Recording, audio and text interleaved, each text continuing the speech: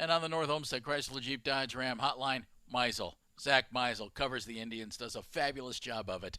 Hello, Zach. What's going Hey, on, man. fellas? How are you?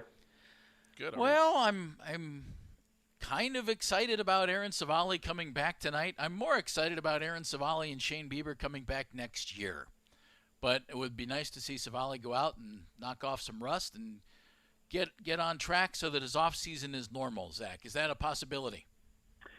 Yeah, and it's something that maybe is, I don't want to say difficult, but it's tougher for us to wrap our heads around. But people ask all the time, why don't they just shut down these guys and let them come back healthy next season? And there's something about working your way back and making a couple starts and seeing those results that just leaves you with a better taste in your mouth going into the off season. And I think that's what motivates them because Bieber is still trying to get back on the major league mound before the end of the season too. So I think those guys just want normal off seasons.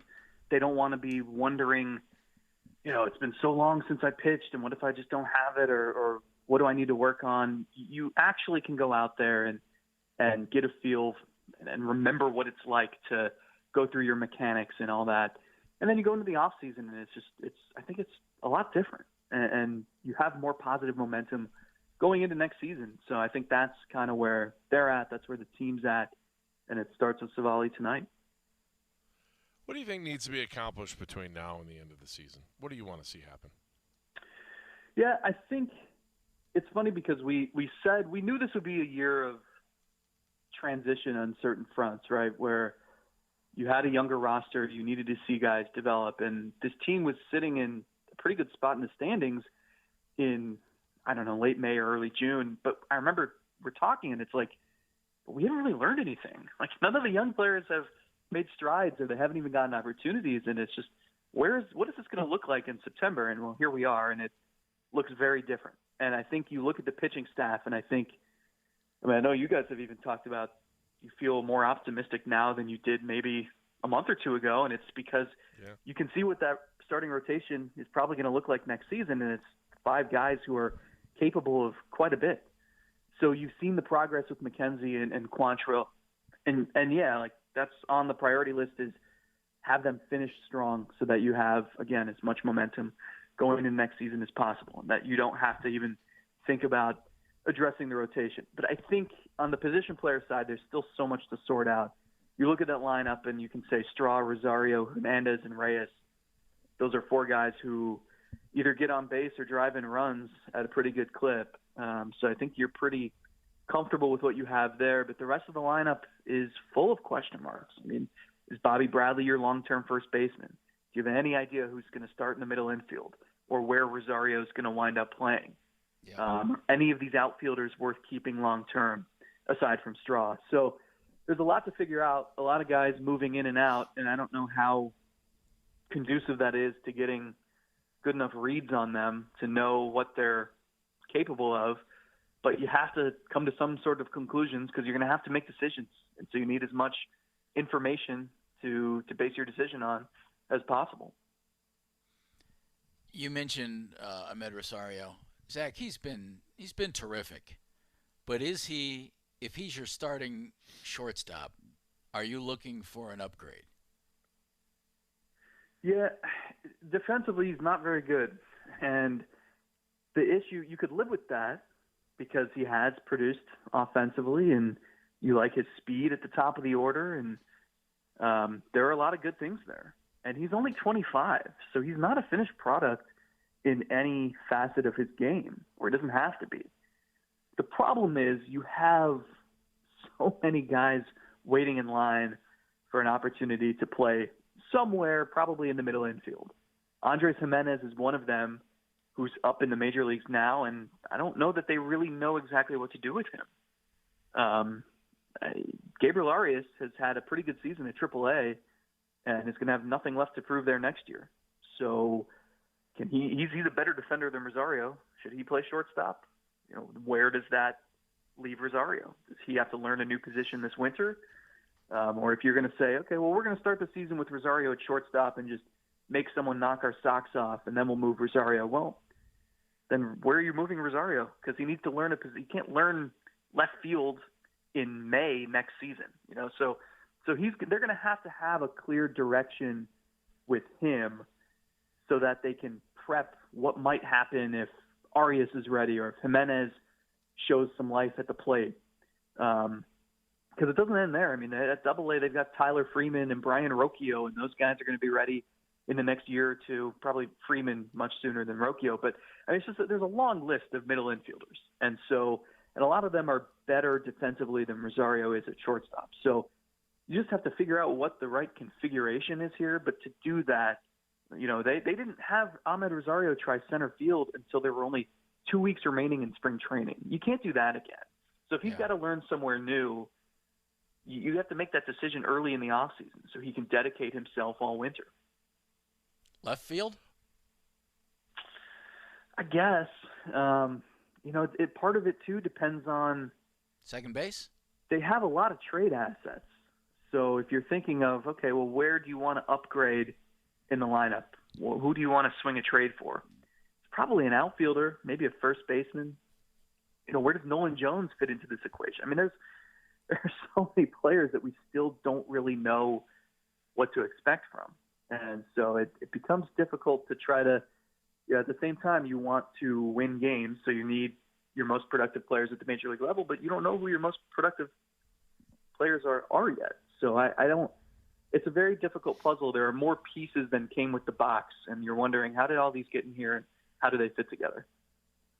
Hey, Zach, Terry Francona's having Sergeant Hulka surgery today, getting that big toe fix we've been talking about all morning.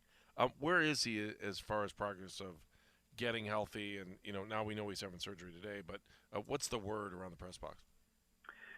That he's been in much better spirits, and kind of like he felt once he had the hip replacement surgery a little over a month ago, it was basically just as that progressed and he was able to do some rehab work at the ballpark and be around the team a little bit, watch some games from a suite with Chris Antonetti and Mike Chernoff, just his spirits were so much better. And it kind of reinforced that it was the right decision to make to step away this year. So he's having the surgery today. He won't be able to place weight on his foot for, I think it's like 8 to 10 weeks. So it's going to be an arduous recovery process. But that, you get to the end of that, and if all goes well, you start to see that light at the end of the tunnel. I don't know that anyone knows what his future holds. The way he talked, I think he would love to continue managing, but he needs to make sure that it's feasible and that he's not.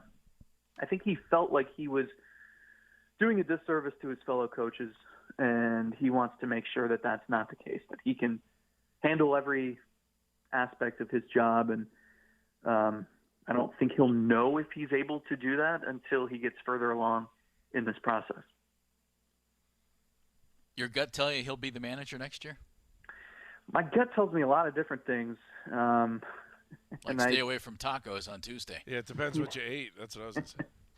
Yeah, I don't know.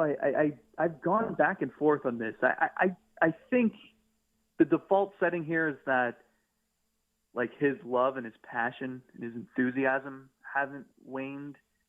And so that tells me, yeah, if I had to guess, I would say he'd be back. But I don't know. Neither option would surprise me. And I just, maybe we'll have a better feel for it in a few weeks once he sees what his life's going to be like for the next few months and sees,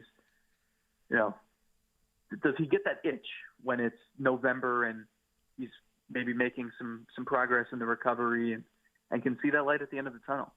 I don't know. It's really difficult to evaluate right now.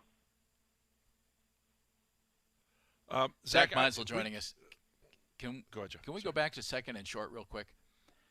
Sure. Do you think next year's second baseman, next year's shortstop are in the organization right now? That's not something – they have so many middle infielders. They wouldn't be going outside the organization to look for those spots, would they? No, I don't think so. Okay. Because it's just tough to know what you – I mean, Gabriel Arias is a pretty well-regarded prospect. He's like right on the cusp of – I think he might be in some top 100 rankings and on the cusp of some others. So, like, he's a guy that you want to learn about. I just don't know – what the proper order is to do this in. I mean, that's the thing is, we've seen glimpses of Owen Miller improving at the plate lately. But again, it's like, are you going to see is there anything he can do over the next 4 weeks that is going to prove to you that he's deserving of being the starting second baseman next season? I don't know, because he's not playing 7 days a week, and 4 weeks isn't a lot of time. You can say the same thing about Andres Gimenez. So I don't know how they sort through all of this clutter, but there are enough players in the mix that, I think they're going to look to upgrade corner outfield and first base, at least 2 of those 3 spots, or at least one of those 3 spots. I don't know where. Maybe Nolan Jones, they feel comfortable. If Bobby Bradley's not the guy at first, maybe Nolan Jones is. Maybe Josh Naylor factors into this equation. It seems like every 5 seconds a new name pops up in my head, but that's just, they have a lot of guys in the middle infield. So I don't think that's an area they're going to target externally, but the other spots they would. Zach, are they going to play next year? I mean, what's your gut feeling on being able to get a CBA in order and being able to play with a little bit of harmony? Yeah, I think there will be a lot of drama. I think there will be a lot of stress. I think both sides, on one hand, it's good that they're at least thinking ahead. I know there was this story we had, 2 weeks ago maybe now, about just salary floor structures and whatnot. And I don't know that it's a good sign that they're at least exchanging ideas, or one side's exchanging ideas. And on the other side, I don't know that it actually means a ton, because it's not like you're necessarily getting any closer to some solutions.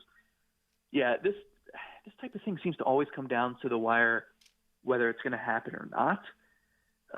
It would be really, really bad for baseball if there was a work stoppage. You had a 60-game season last year, and the whole summer leading up to it was just defined by arguments and one side slamming the other side, and nobody wanted to hear it. Both sides looked bad. So hopefully they recognize that they can't afford to have something similar happen here. But who knows? Because there's a lot that they can fix. There's a lot that they can adjust in terms of the economic side of the game, the player side from free agency and arbitration and contract length, stuff like that. I mean, there's so much that could go into this. So that seems like a tall order when there's a December 1st deadline looming, but a lot of times you really have no feel for it up until the last few days. So I hope they do. But, if I'm predicting this, I'm probably going to look like a fool. Not on our show, you won't. You'll fit right in. Never. Yeah. He's Zach Meisel. He's the author of the book Cleveland Rocked on the 95 Indians. You can hear him on the Selby's Godcast. Does a great job of covering the Indians. Thanks, buddy. We appreciate the time. You got it, fellas. Take care.